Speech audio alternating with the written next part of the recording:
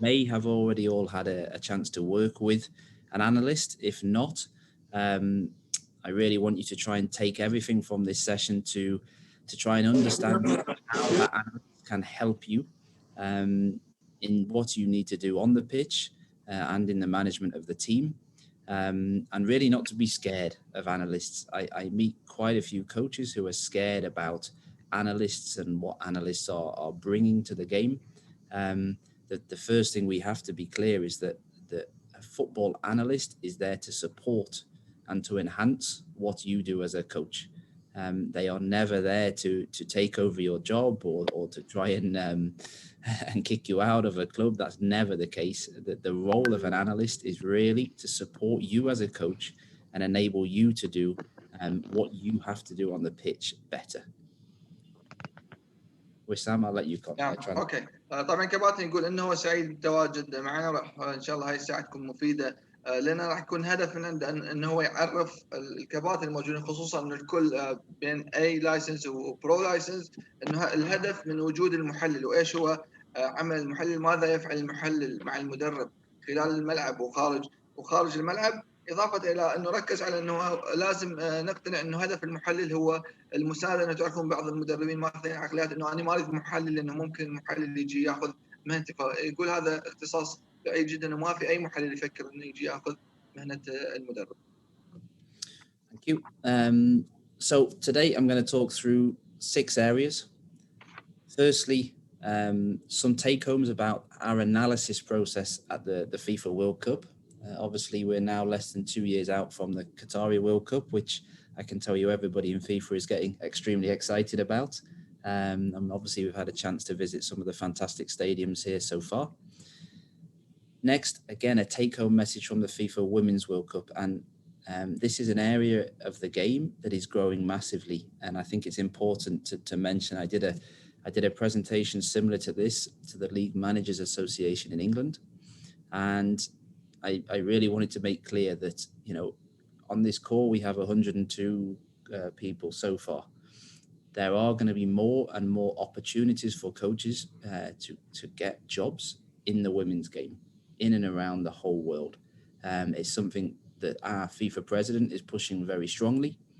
There is a lot of room for growth, but there is also a lot of room where as coaches we can go in and we can actually make a big impact. So I've just got a few slides just to sort of open people's eyes a little bit around the opportunities in the women's game and the growth of the women's game now. The third thing is just to look at some winning trends. We do in FIFA technical analysis on every tournament, and we see the same types of things coming out of the teams that are winning the tournament. So I'm going to use that section there just to highlight to you some of the winning trends that we've observed over the last 2 to 3 years. Fourth is to talk about the FIFA football language. This is a project that we're working on to define how FIFA is going to analyze football moving forward. This will be made publicly available to the whole world around the summer of this year. So you're going to get a very first glimpse of what's to come. 5, to talk about the relationship between the coach, the coaching staff and the analyst, and how important that is. If we get it right, it can be fantastic. If we get it wrong, it can cause issues and you don't get everything that you can from that analyst working. And the 6th, using technology, about how we use technology to enhance. You cannot expect them. Wissam, I'll allow you to interpret, please. Yeah, okay. Thank you. كمان طبعا هو يتكلم، راح يقول محتوى المحاضرة راح يتكلم بالنقطة الأولى على الحالات الخاصة بالمحلل الفني اللي صارت بكأس العالم 2018، كأس العالم الأخيرة، إضافة إلى بعض الحالات اللي هو يشوفها مهمة اللي صارت بكأس العالم للنساء عام 2019، واللي يقول إنه هذه نقطة مهمة ورئيس الفيفا يشد يعني يركز عليها بشكل كبير، وصار فيها مجال للتطور. فقال إنه لازم نعطي كم سلايد عليها أو نتكلم باختصار عليها. النقطة الثالثة راح نتكلم على اتجاهات الحديثة لتحقيق الفوز بالنسبة للفيفا، وراح يجيب حالات للتحليل الفني من أجل ربط هذه الحالات بالواقع. أيضا راح يتكلم على اللغة الخاصة بكرة القدم الخاصة بالفيفا طبعا وكيفيه تطوير الاداء.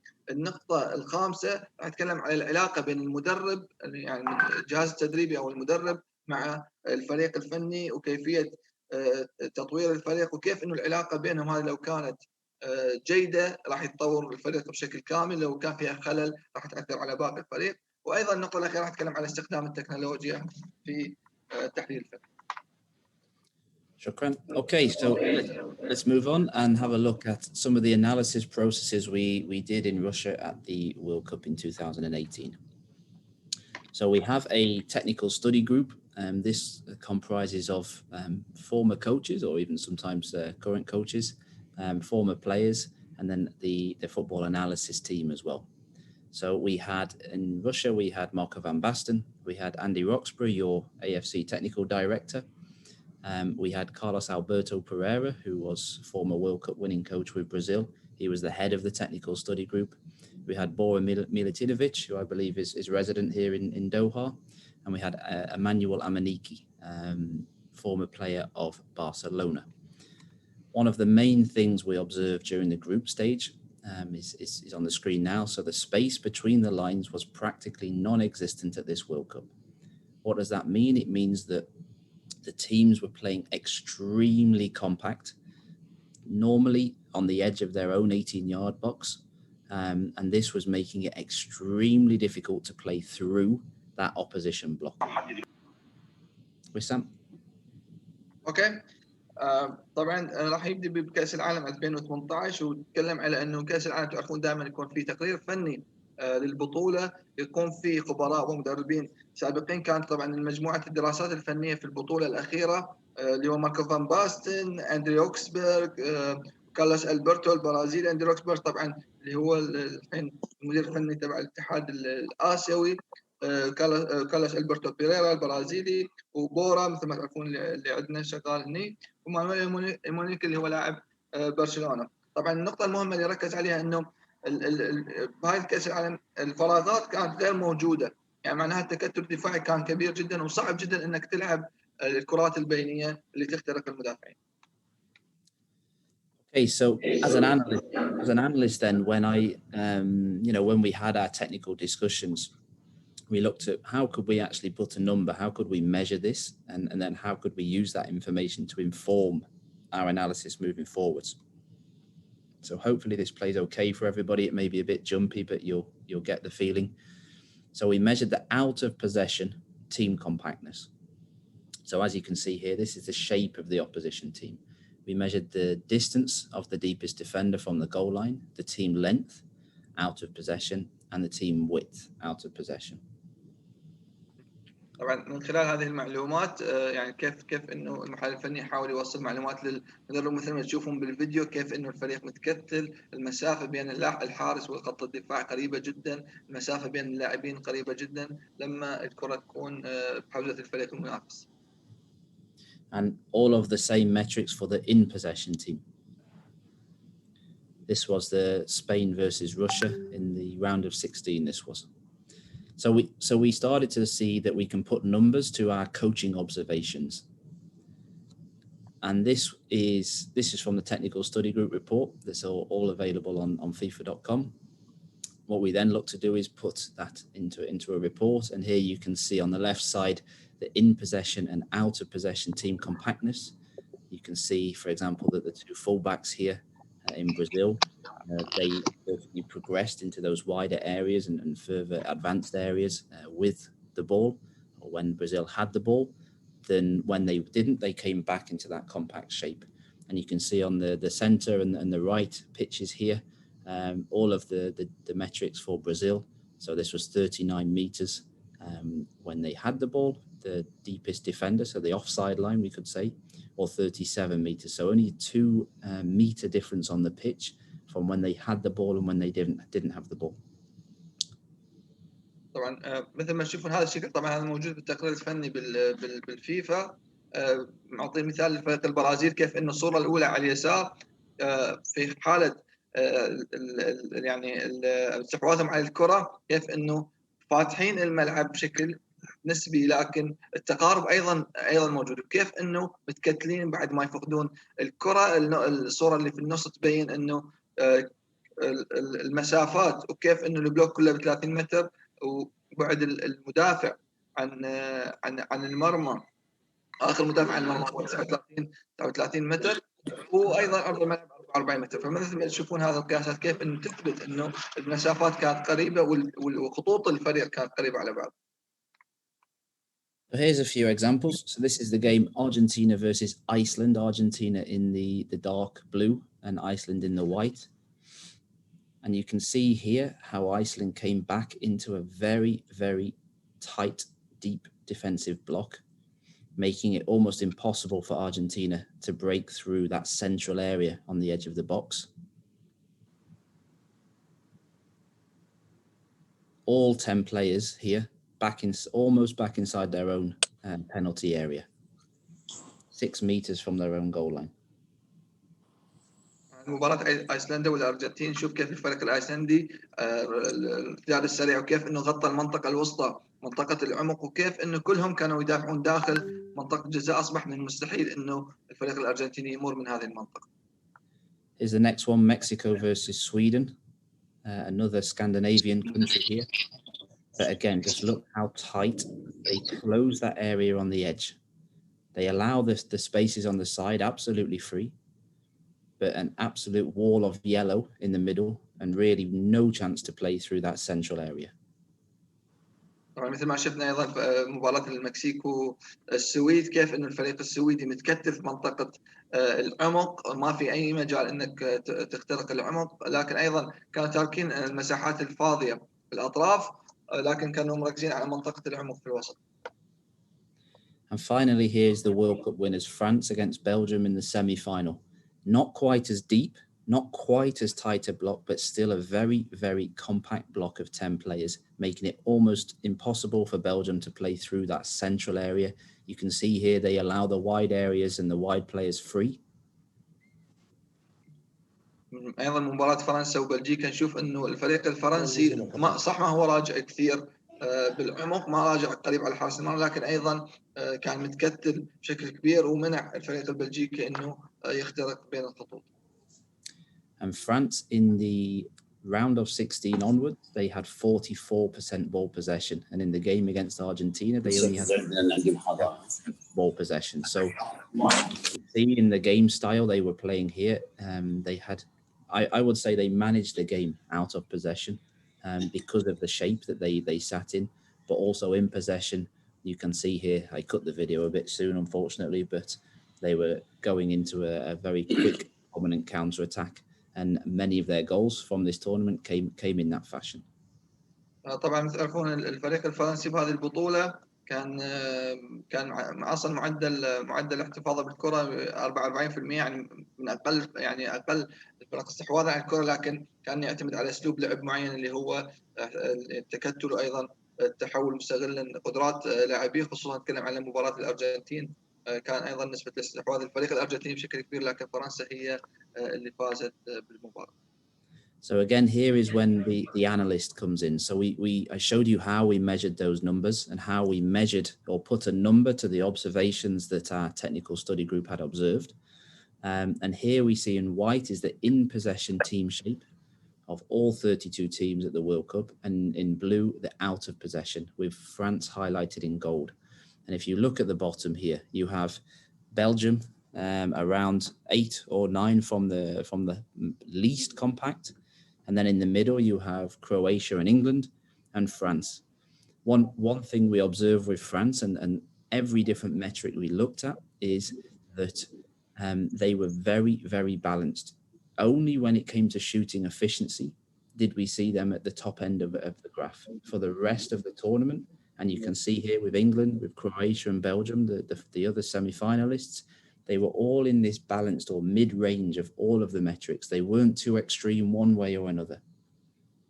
طبعا هاي واحدة من الإحصائيات الأرقام اللي جابوها المحللين الفنيين لمجموعة الدراسات الفنية، وتوضح المسافة اللي هو كيفية التقارب والتكتل بالنسبة للفرق. نشوف إنه الفريق اللون الأبيض هو يمثل الاستحواذ عند لحظة الاستحواذ على الكرة، اللون الأزرق يمثل يعني فقدان الكرة، وتشوف الفريق الفرنسي هو بطل البطولة محدديه باللون الأصفر. تكلم على بلجيكا وإنجلترا وكرواتيا وفرنسا كالأربعة اللي وصلوا للنصف نهائي، كلهم كانوا يتميزون بنفس الأسلوب اللي هو التكتل أو التوازن، دائما يكون موجود، ما يروحون يعني للهجوم على حساب الدفاع وبالعكس.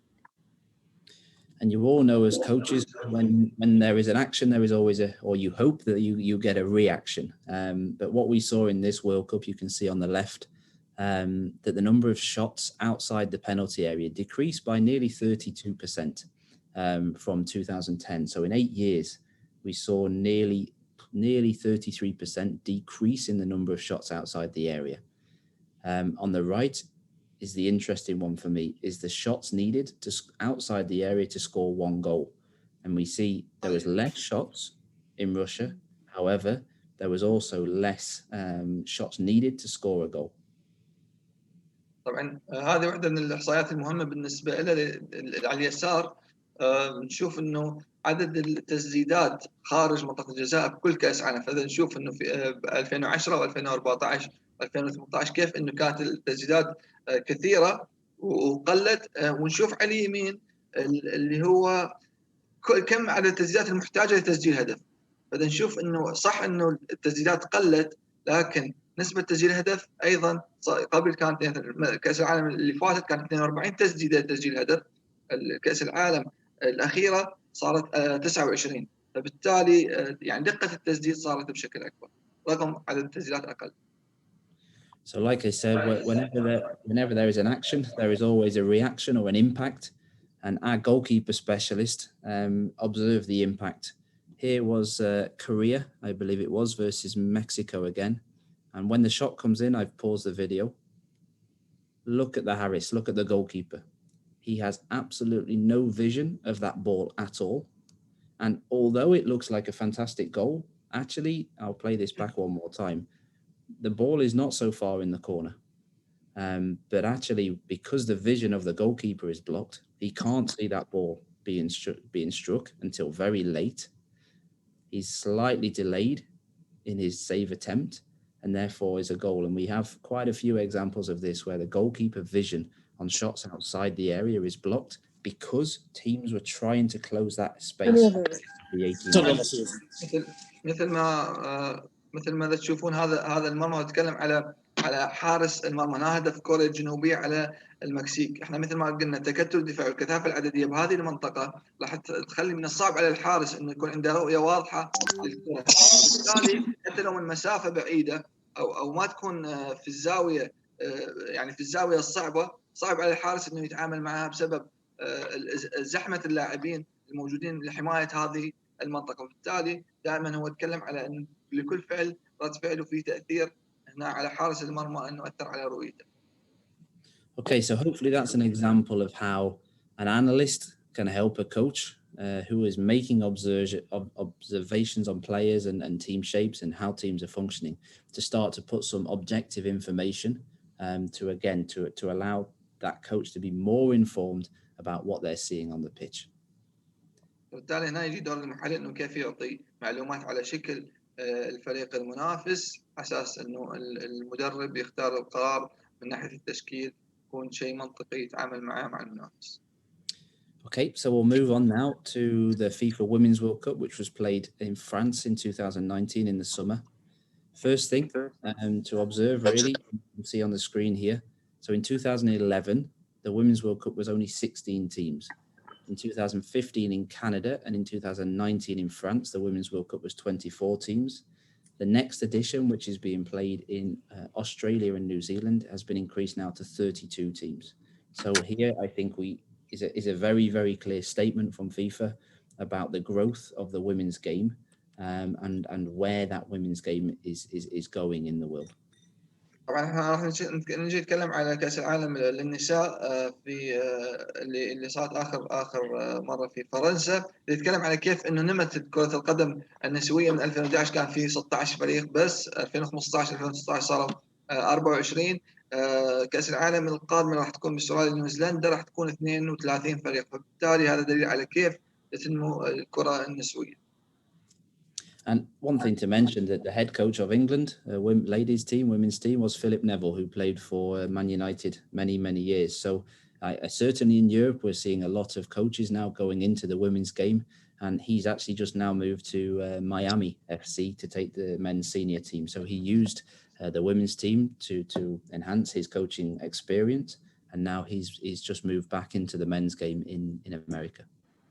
طبعا جاب ذكر مثل على فيليب نيفل اللي هو كان مدرب منتخب النساء في انجلترا، وتعرفون فيليب نيفل لاعب معروف وعنده خبرات سابقه مع مانشستر يونايتد مع المنتخب الانجليزي، وكيف انه طور خبرته مع منتخب السيدات والان راح يدرب فريق رجال في ميامي. Okay, so here again is just some data, some observations that we made during this tournament. So you can see on the left here, it's difficult to compare against 211 because only 16 teams, but in 215 and 219, there were 146 goals, the same amount in both tournaments. And on the right here, we see goals per game didn't increase slightly, but by 0.1, so 1 goal every 10 games. So realistically, the actual goal scoring rate stayed the same over the last 3 editions.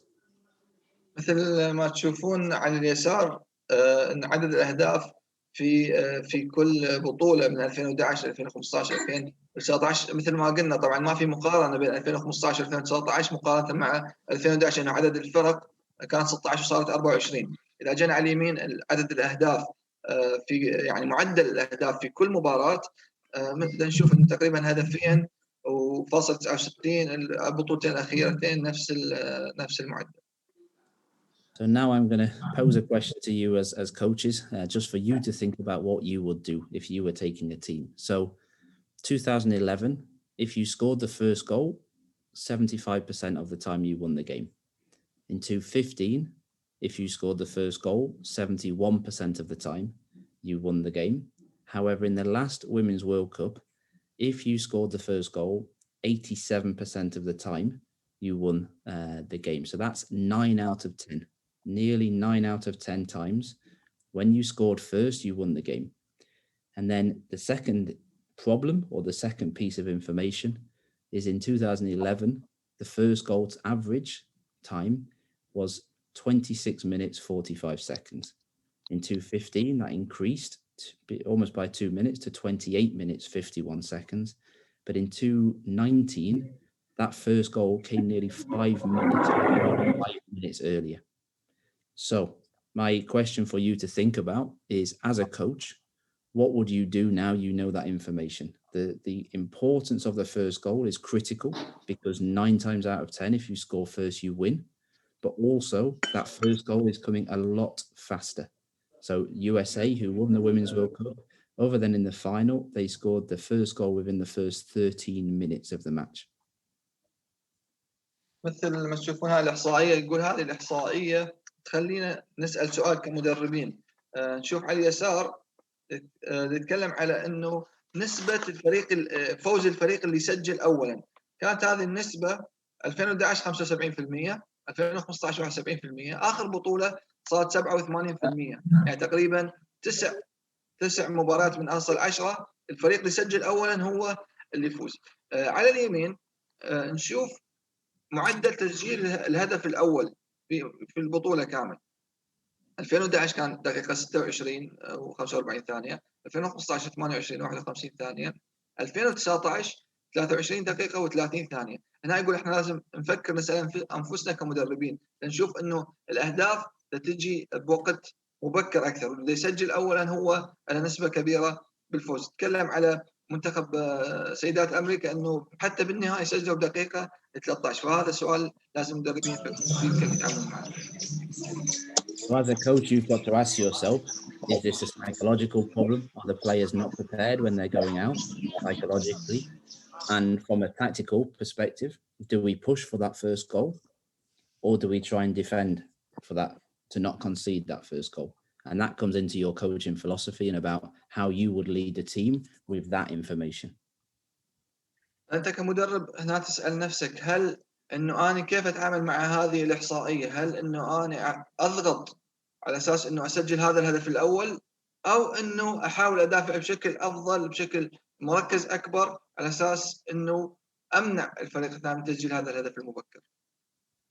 Okay, and then another piece of information that came out of this tournament is that from, well, I'll read it for you. Intense running increased across various playing positions by 16 to 32% from Canada 2015 to France 2019.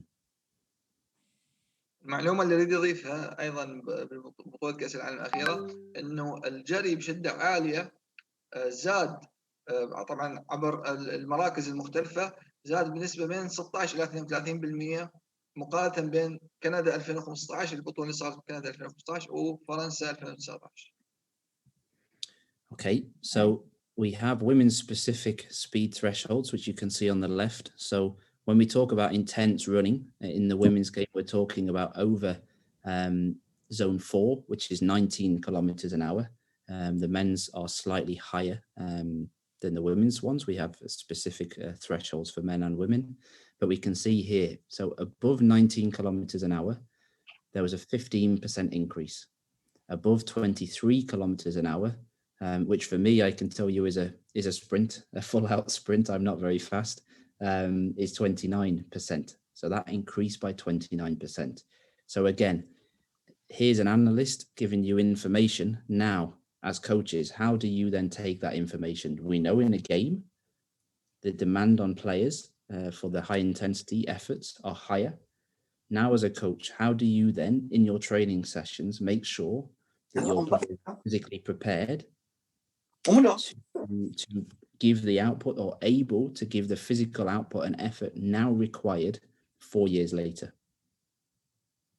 مثل ما تشوفون على اليسار هنا مناطق السرعة، طبعا مناطق السرعة الخاصة بفرق كرة القدم النسائية. الفرق الرجالية لها تقسيم ثاني. الإحصائية تقول إنه زون 4 اللي هي من 19 كيلومتر إلى 23 كيلومتر بالساعة زادت بنسبة 15% من بطولة كأس العالم 2015 إلى 2019. السبرنت اللي هو أكثر من 23 كيلومتر بالساعة زاد بنسبة 29%. هنا نجي كيف إنه أنت كمحلل فني يعطي هذه الأرقام، يعطي هذه التفاصيل للمدرب على أساس إنه يواكب المتطلبات البدنية كرة القدم الحديثة. Okay. So again, just another example of how information that an analyst creates, I suppose poses challenges to a coach or gives coaches information that they then need to transfer and adapt their coaching style, coaching philosophy and game models. أنت هذه المعلومات راح تساعد المدرب إنه كيف يهاجم، كيف يدافع، كيف يعمل موديل لعب خاص فيه طبعا طبقا لقدرات اللاعبين. Okay, so I said we've observed some very similar trends in our technical analysis across different levels, so senior, men's, women's, and junior as well, that I thought would be interesting to present to you today. So firstly is looking at shooting efficiency, and this is, for me, the critical one. It's no surprise to everybody that goals win games, but it's not taking as many shots to score goals anymore. So if we look here in 2010, it took 12.8, nearly 13 shots to score a goal in the World Cup. In 2014, that reduced by nearly 3 to 10. And in 2018, even further to 9.8. With shots on target, it went from 4 in 2010 to 3.5 in 2014 to 3 in 2018. So instantly, again, I'll ask you as coaches to think to yourself, is it that players are becoming better at shooting? Are they hitting the target more often? And when they do hit the target, when they do shoot on target, are the quality of those shots better? Because that's what the numbers would suggest. راح يعرض احصائيات على الاتجاهات الحديثه من مختلف البطولات سواء رجال او سيدات او حتى ناشئين وشباب. نتكلم على نجاعه التسديد. على اليسار يبين انه في كاس العالم 2010 كان هناك يعني من اجل تسجيل هدف 12 تسديده من اجل تسجيل هدف واحد. اذا جينا على 2014 صارت 10 تسديدات، اذا جينا على 2018 صارت 9.8. على اليمين ايضا نشوف انه ب 2010 التسديدات من كل 4 تسديدات على المرمى كان يجي هدف واحد، 2014 صارت 3.5، 2018 صارت 3. فبالتالي هنا نفكر احنا انه نشوف دقة التسديد صارت بشكل اكبر، معناها انه يعني بعد التسديد احتمالية تسجيل هدف تكون بشكل اكبر. انت هناك كمدرب كيف انه تركز على انه كيف تطور دقة التسديد، وكيف بشكل اخر او بالعكس انك ما تخلق يعني تمنع المنافس من خلق فرص تهديف تجاه. Okay, so if we look at some of the technical analysis we've done over the last 3 years, France won the Men's World Cup with a shots per goal rate of 6.2 and a shots on target per goal ratio of 2.1. So that means every 2 times they shot on target, one of those shots was a goal, which is for me a really phenomenal scoring rate. But you'll see that we saw very similar trends in the women's game with USA, who won the Women's World Cup in France in 2019. Their shots per goal ratio was 5.2, so they scored 1 goal every 5 shots, and their shots on target was 2.3 shots to score 1 goal. At the under-20 World Cup in Poland, it was in 2019, Ukraine were the winners, with a shots per goal ratio of 5.8 and a shots on target per goal at 1.8. So it took them less than 2 shots on target to score 1 goal. Under 17 Men's World Cup in 2019, which was in Brazil and won by Brazil. This is an interesting one for me because it's a junior level, so it's under 17, and the numbers are a little bit higher. So again, I'll pose that question back to you as a coach: is that because of a junior level? Do they still have development within their game as players and also tactically on the field? Is that why we're seeing that they took 8 shots to score a goal and now 3 shots on target to score a goal, which is still low? But if you look at the senior examples or the under 20, it's not quite as strong. And the last one is Qatar in the Asian Cup. They took 2.7 shots per goal, which is, you can compare against the other numbers on the screen, is over half or half less than France took in the Men's World Cup. But the bottom number for me is phenomenal. It means, for every 3 shots on target, they scored 2 goals. So it took them almost 1.6 shots to score on target to score a goal. Wissam. هذه الإحصائيات من بطولات مختلفة بالنسبة لنا مثيرة للاهتمام جدا، لأنه ناخذ بطل كل بطولة مع نسبة التسديدات وتسديدات على المرمى وعدد الأهداف اللي سجلها. يعني فرنسا بال 2018 كان كل 6 تسديدات يجي منها هدف، كان كل تسديدتين على المرمى تقريبا يجي واحدة منها تجي هدف. بالنسبة لمنتخب أمريكا للسيدات بطولة كأس العالم 2019 كان نشوف الأرقام، كل 5 تسديدات يجي منها هدف، وكل تسديدتين فاصلة 3 على المرمى يجي منها هدف. نشوف تحت 20 سنة كأس العالم تحت 20 سنة اللي صارت بولندا فازت بها أوكرانيا، البطل هو الفريق الأوكراني أيضا 5 تسديدات فاصلة 8 يجي منها هدف، وتسديدة فاصلة 8 كمعدل يجي منها هدف. نشوف هنا إحصائية مثيرة للاهتمام اللي هي تحت 17 في البرازيل اللي فازوا بها البرازيل. نشوف هنا شوي زادت المعدل، زاد، يعني كل 8 تسديدات يجي منها هدف، وكل 3 تسديدات فاصلة 1 يجي منها هدف. يمكن نقدر نعزو هذا السبب إلى أنه اللاعبين عمرهم أقل، فبالتالي خبرتهم وأدائهم الفني ممكن يحتاج للتطور مقارنة مع البطولات الثانية اللي تحت 20 وأيضا وصولا إلى الفرق الأولى.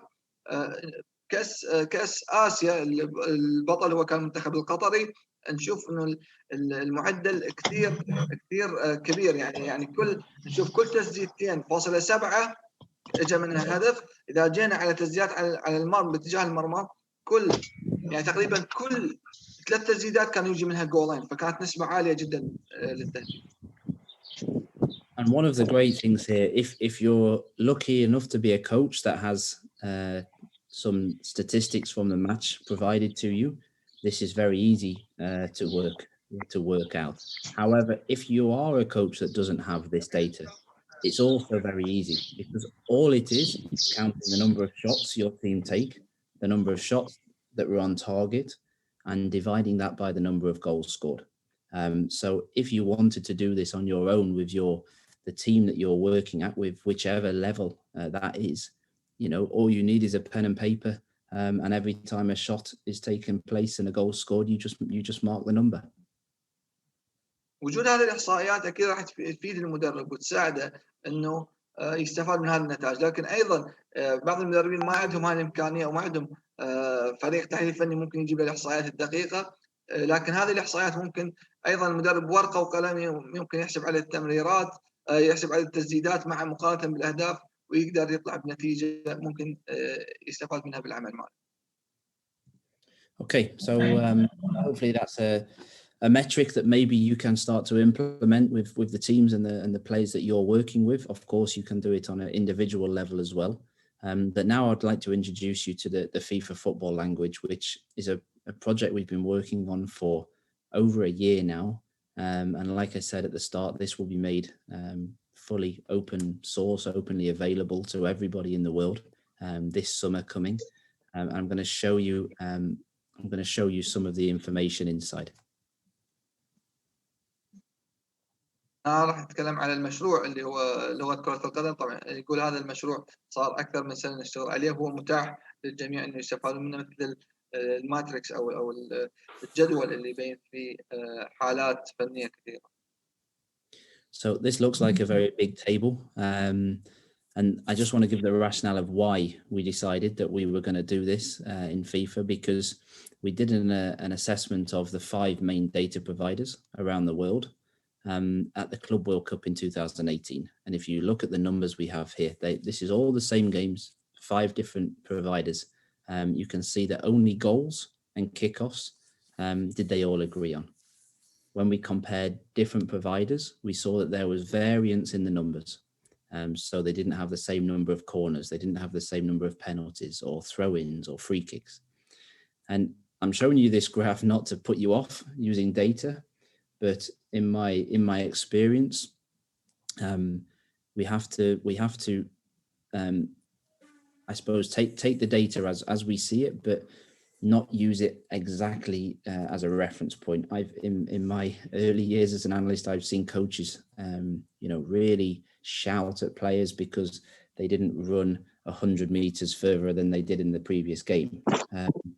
All I'm trying to show you with this graph is we have to look at it over a period of time, and we also have to realize that nothing is ever 100% accurate. There are always errors. As football players make errors, there is always errors in data as well.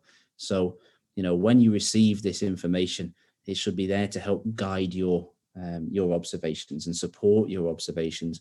But, what we can't use data for is that, like I said, if a player, when you get their physical data in, they've made 100 meters less sprint distance, the highly likely is the variance in that data could be 50 meters. So you're shouting at a player because they ran 50 meters less, which is half of the pitch. أنا أشوف هذا الجدول، يقول هذا الجدول من بطولة كأس العالم للأندية 2018. هذا يتكلم على إنه في خمس يعني مجهزين بالمعلومات، يعني 5 طرق لتجهيز البيانات. نشوف إنه ما في شيء متشابه بينهم إلا الأهداف وركلة البداية. الباقين في اختلافات كثيرة. هنا لازم نفكر كمدربين، احنا ما نجي نعتمد على البيانات 100%. البيانات هي وسيلة حتى تساعدنا في عملنا. يتكلم انه ممكن مثل ما اللاعب يعمل اخطاء، فبعض هذه التطبيقات ايضا ممكن تعطيك ارقام غير صحيحة 100%، ما تكون دقيقة 100%. بالتالي انا كمدرب ما اجي اصرخ على اللاعب انه ليش ما ركضت 100 متر زيادة بالتمرين عشان احقق المتطلبات. هنا في امور كثيرة انت وقدرات لاعبيك ممكن المدرب يتعامل معها، يعني ما يعتمد 100% على الارقام اللي تعطى له من التطبيقات. So I think there is a lot of usable information in this data as well. I really don't want to put you off using football data.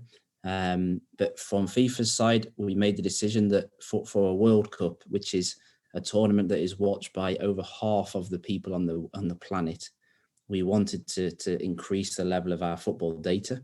And therefore, we, like I've already said to you, we created what we're calling the FIFA football language. And this really is our blueprint of how we are going to analyze football moving forward. And I'll give you an example of what this looks like. So for every individual metric we're going to capture, we have a definition at the bottom. We have a video example. And also we have a lot of information behind this as well, that for somebody like me as an analyst, if I want to understand what goes into capturing this piece of information, we have that available as well. هذا شفت الجدول السابق، هذا دفع الفيفا انه يفكر كيف يعمل شيء او يستفاد من هذا القالب او هذا الجدول بطريقه تكون واقعيه واكثر دقه، فعمل هذا الشيء اللي هو يعطيك الحاله واسمها مع فيديو مرافق لها واضافه الى تعريف تحتها من اجل ضبط الحالات الفنيه بشكل موحد. So a normal football data set only really looks at when players have the ball at their feet. You will have seen number of passes, number of shots, number of crosses. What we're doing in this football language is we're collecting all of the on the ball events, but we also want to collect all of the off the ball events. So here is an example of a new metric we're looking to collect, which is called offering to receive. And this is when a player, I can read at the bottom, has actively signaled, changed their body shape, or made a clear movement to receive the ball. And in this example, this is talking about making an offer to receive in front of the opposition team shape. So you can see the player releases the ball and he now drops down to make a 3. He doesn't receive the ball, but we will code that movement as an offer to receive the ball because he made a movement to put himself in a different position to give his players a passing option or a passing lane to him. اتكلم عن اكثر التطبيقات او اكثر البرامج اللي تعمل احصائيات او تعطي بيانات تركز على اللاعب اللي عنده الكره، كم تمريره لعب، كم كروس لعب. هنا اجى على حاله هم لهم هذا المشروع انه حتى اللاعب بدون كره راح ياخذون بيانات من عنده، مثل ما شفنا بالفيديو هذا اللاعب اللي يتحرك، هذا التحرك او التغيير بوضع الجسم او الحركه اللي يعملها راح ايضا يقدرون ياخذوها حتى لو ما استلم الكره مثل ما شفنا بالحاله الاولى، لكن هذا التحرك يعتبر بالنسبه له هو تحرك من اجل خلق حل للاعب الزميل لاستلام الكره. So we look at offers to receive. We also look at the movements players make to receive the ball before they actually receive it. So what we want to start to do is create a football data set that is more representative of what happens on the pitch. If we think, I know when I worked in the UAE, the ball in play time was around 45 to 50 minutes. If you divide that by the 22 players on the pitch, it gives a ball in play possession time of between 2 and 2.5 minutes per player. We all know a football match is 90 minutes plus the extra time sometimes can be up to 100 minutes. So again, as coaches, we have to really think about what players are doing when they don't have the ball, because the majority of the time in training and in games, players don't have the ball. But we all work so hard on what players should do when they have the ball. I don't know how much we focus about, for example, the movement. I can play that one more time. This movement here. How much do we train this movement here? How much do we train players making moves, making runs when they don't receive the ball? Because that movement created the space for him now to receive the ball himself in behind the two strikers.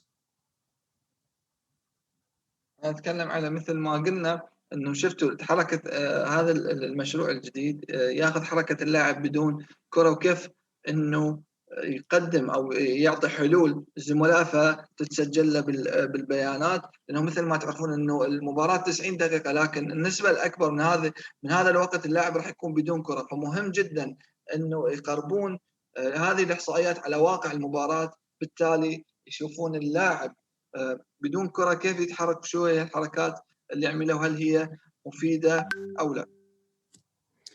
So you're not going to be able to see this because it's extremely small. But this is half of our what we're calling our data methodology. So you can see here it's a process map.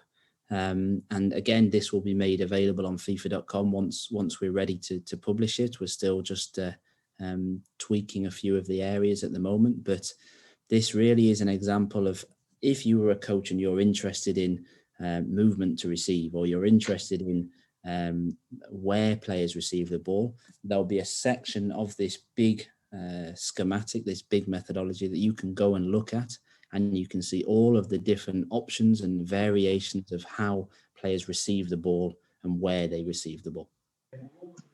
هذا الجدول طبعا او هذا الشكل ما راح تقدرون تشوفون تفاصيله زي، لكن يمثل طريقه تحليل البيانات بهذا المشروع، وكيف انه يحللون البيانات الخاصه باللاعبين اللي يتحركون بدون كره، وهذا اللي راح يعطينا الارقام اللي كيف لاعبنا يتحرك وكيف يعمل الحلول لما يكون بدون كره.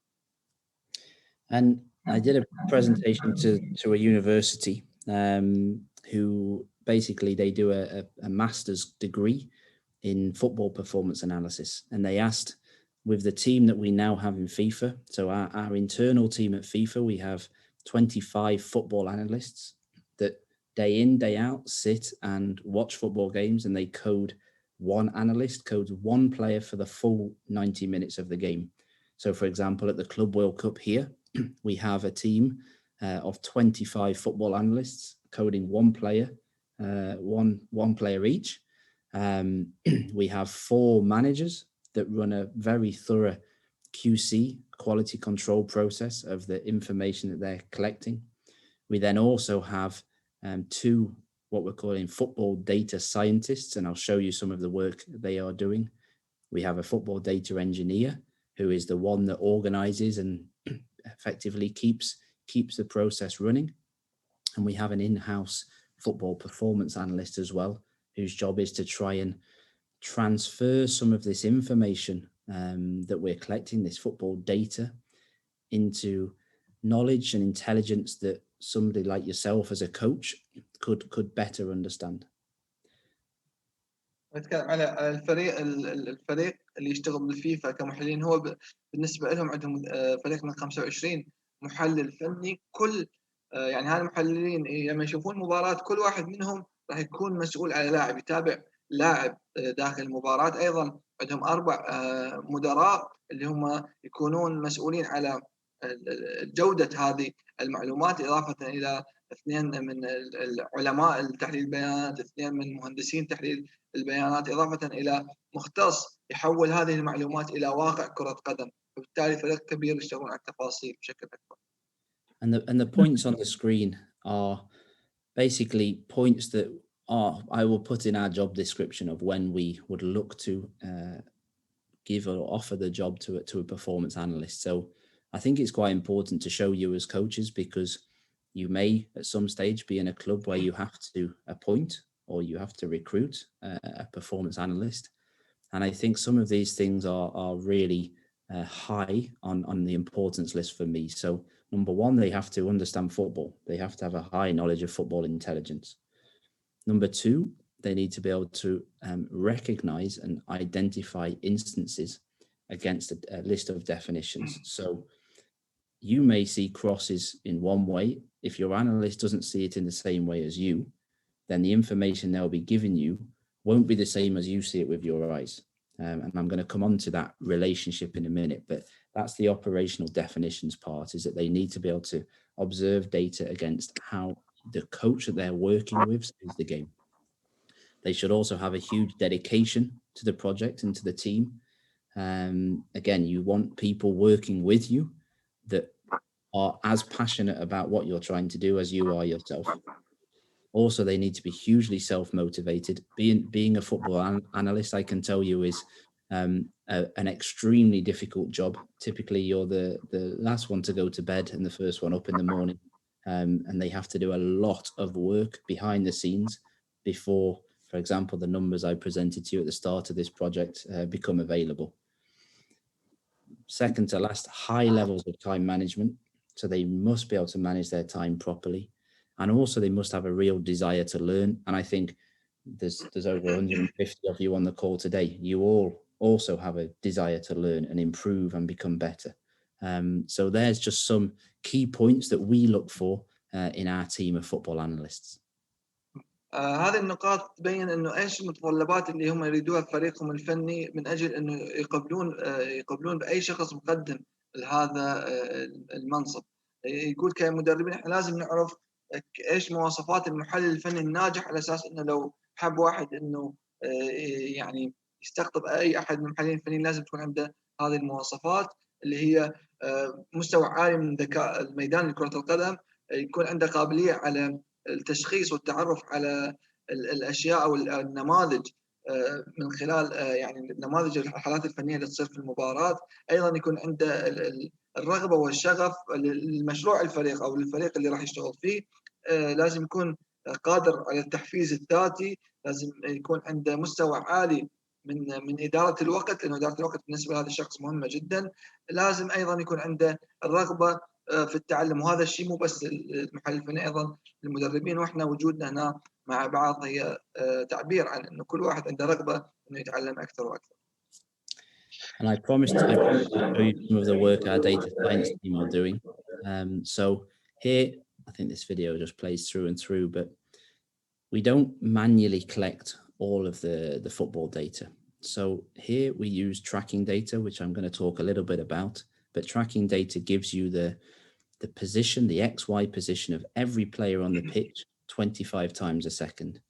We also know the exact moment the pass is made and the pass is received, and therefore we collect what we call line breaks. So you see the two strikers here. When the Brazilian player passes the ball, that then breaks, if you look in the bottom right, that then breaks that first unit or first line. So that player making the pass, we would credit him with a first unit line break. And what we do is we use the combination of data and also our data science team to add another layer of information onto our football data set. يقول انه اللاعبين يعني قصدي المعلومات اللي ياخذوها من اللاعبين ما ياخذوها بشكل يدوي، يتبعون برنامج تراكنج داتا، يعني يتبع البيانات مال كل لاعب بطريقه معينه. نشوف مثل حركه هذا اللاعب البرازيلي، اذا قارنا بالفيديو الصغير اللي تحت انه كيف انه يسموه يكسر الخط، طلع من الخط الدفاع واستلم بخط ثاني. فبالتالي هذه المعلومات كلها يسوون مثل المزيج بين هذه المعلومات ومساعدة بعض علماء تحليل البيانات من أجل الوصول إلى الأرقام أو النتائج اللي يحتاجها المدرب. Okay, so we've got about 5 or 10 minutes left, and then we'll throw the ball over to you to ask any questions that you might have, and Wissam and Miguel, I'll let you facilitate that. But two very important last points for me, and this is probably the biggest one, is the relationship between the coach and the analyst.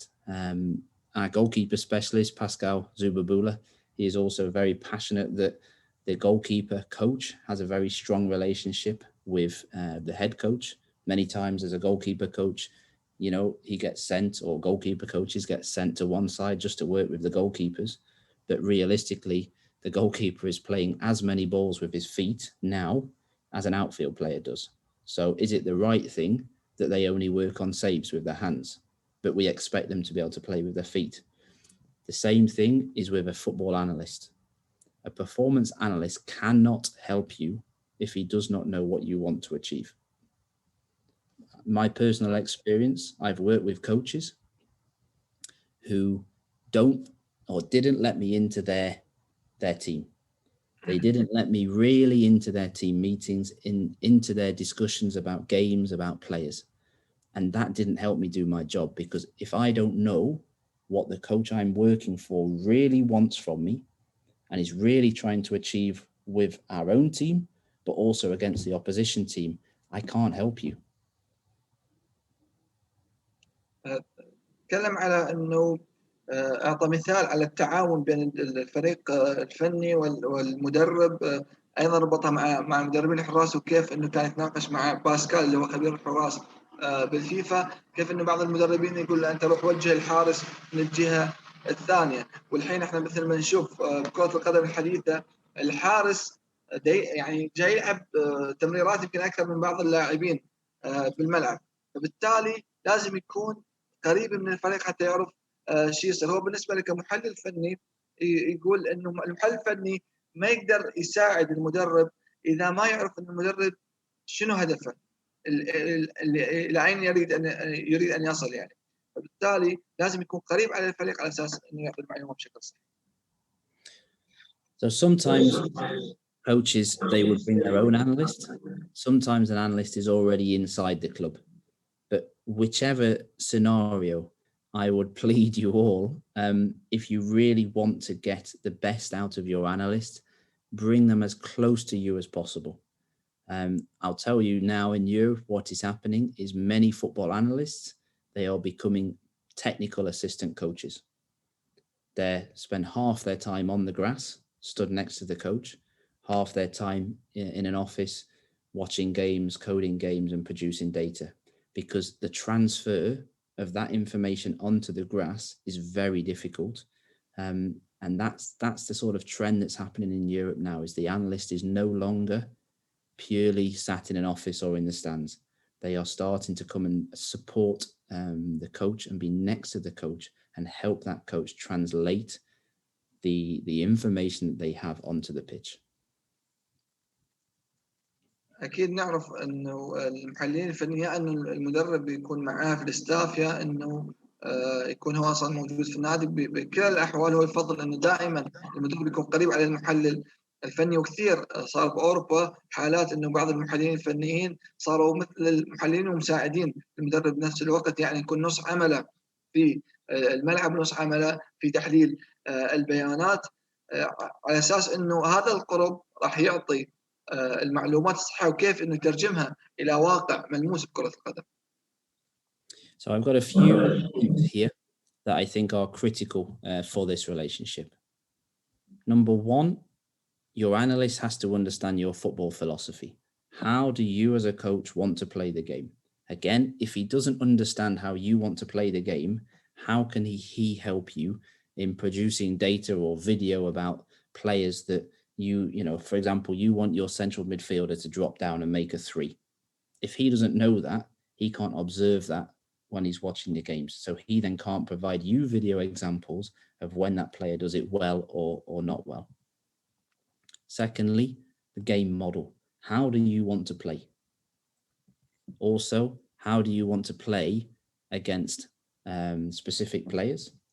And also your opposition observations. So when you're watching a team and you see certain things with an opposition team and about where they're strong and where they're weak, and then how do you want to play against that weakness, your analyst needs to understand what your game model is, because then he can prepare the pre-match presentation to support exactly how you want your team to play, so that your players are given the information that you want to give them. And finally, and a really important one, is communication. That's communication within you and your coaching staff, but also the communication to the players. We had many observations in Europe where coaching staff teams are getting bigger and bigger and bigger, and the message being delivered to the players was different from each of the coaches. So the head coach was not having a clear message going to the players. So again, communication is important within the group, but also how do you want that analyst to speak? If you want them to speak to the players, what is the message that you are trying to deliver? بالنسبه لعلاقه المحلل الفني بالمدرب، هنا يقول في نقاط معينه لازم مهمه جدا لازم تكون موجوده. يجب المحلل الفني يكون فاهم فلسفه المدرب.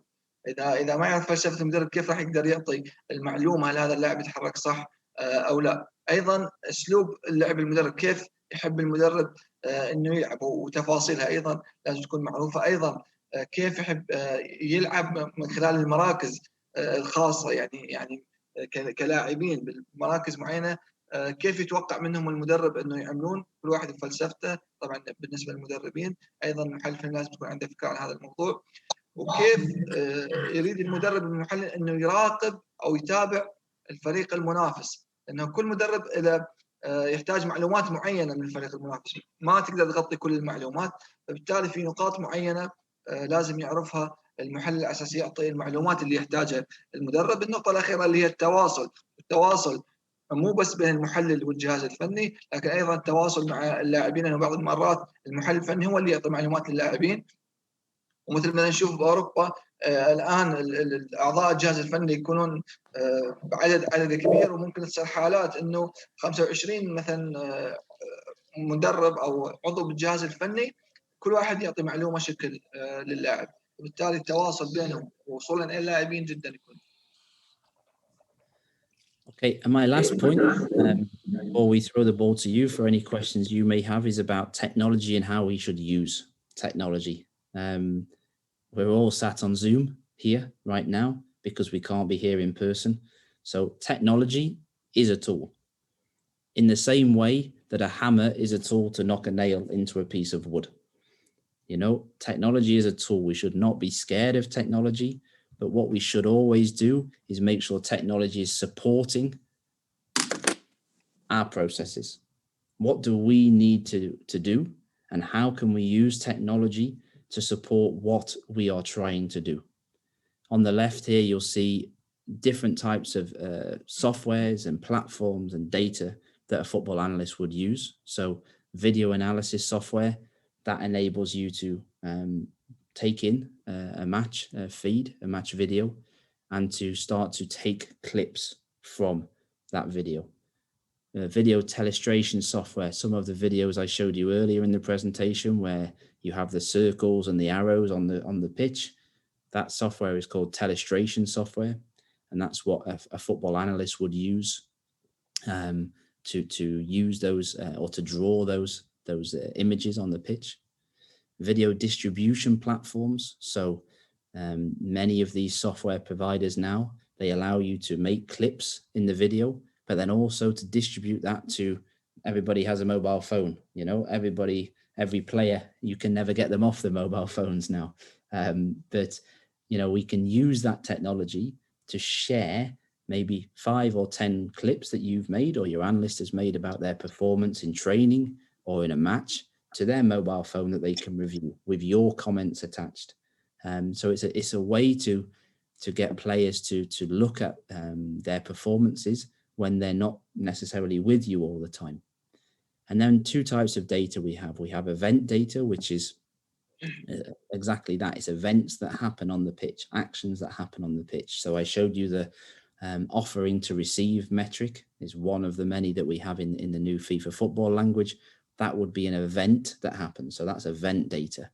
Tracking data, this is the position the player is stood. So we have an XY coordinate of exactly where that player is stood on the football pitch. And we have that for every player. We have that including the goalkeepers, but also for the referee and the 2 assistant referees. And I showed you an example of how we can use tracking data to provide new intelligence as well.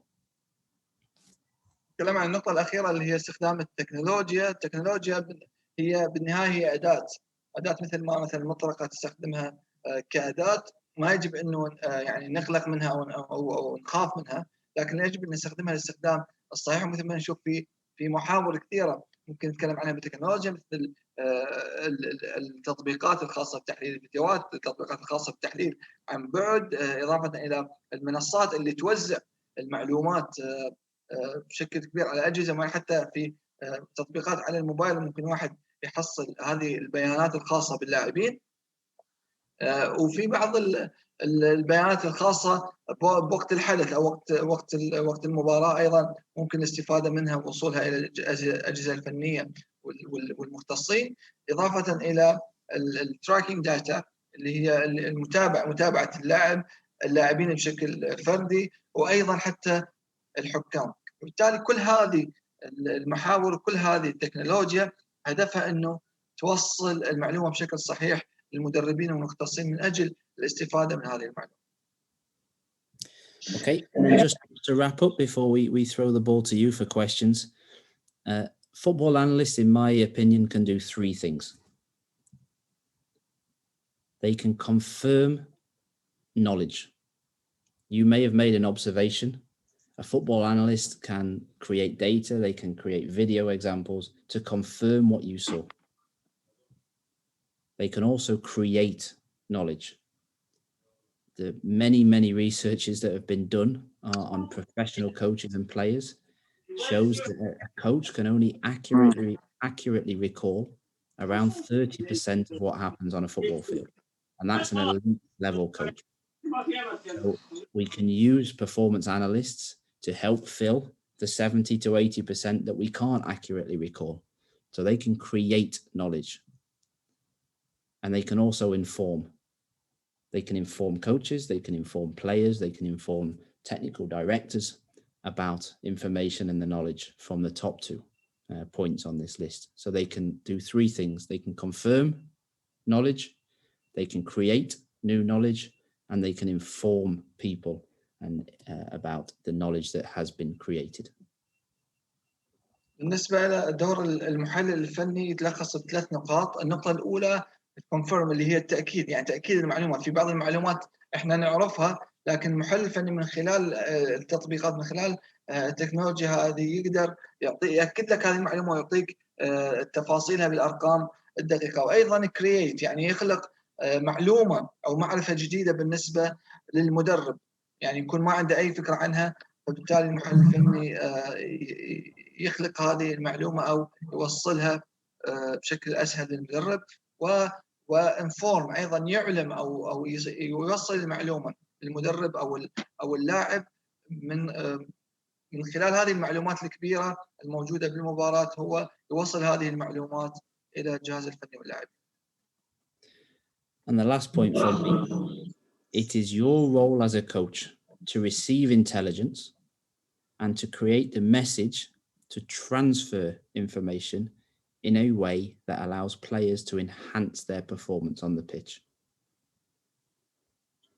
النقطة الأخيرة يتكلم عنها إنه أنت دورك كمدرب إنه تستخدم هذا النوع من الذكاء وتهيئ أو تخلق بعض الرسائل لتحويل هذه المعلومات بطريقة تسمح للاعبين إنه يطورون ويحسنون أدائهم على أرض الملعب. I'm sure you're all fully aware of the resources that are available on FIFA.com, but if not, I believe Miguel and Wissam, we can share this presentation with everybody, and these links. But here are some links to the technical study group reports. You can go on FIFA.com and in the search box, just type in technical study group report, and you have every report back from the 1966 World Cup, which, being an Englishman, I read quite often. It's the last time we won the World Cup. But yeah, they're all available. Physical reports, technical reports from under 17, under 20 and senior tournaments in the men's and women's game. Yeah, thank you, Chris. طبعا هذه يقول المصادر اللي نقدر نستخدمها، اللي استخدمها في المحاضرة، موجودة على موقع الفيفا. Thank you, Chris, for your presentation, and maybe we can take a couple of questions.